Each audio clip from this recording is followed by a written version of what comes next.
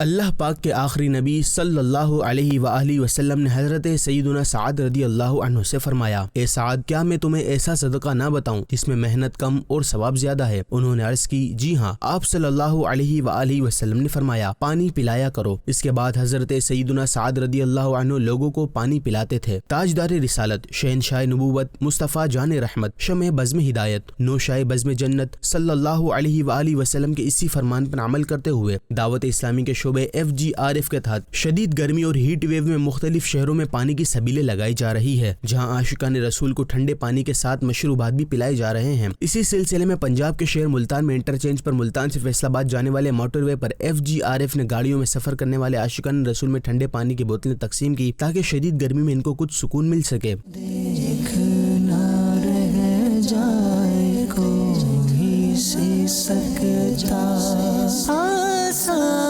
مشکل کر دے کسی کی، رب کو راضی کر لے اٹھ جا۔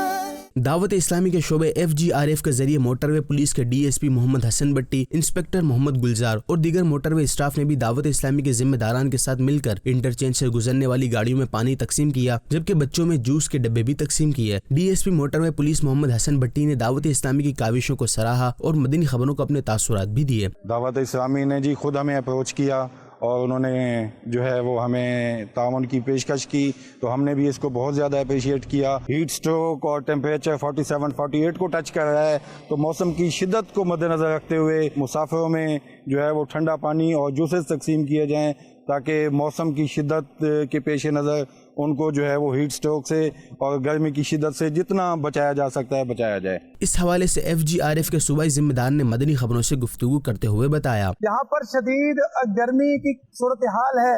اور ابھی جو ملک میں اور بالخصوص پنجاب بھر میں گرمی کی شدت میں اضافہ ہوا ہے،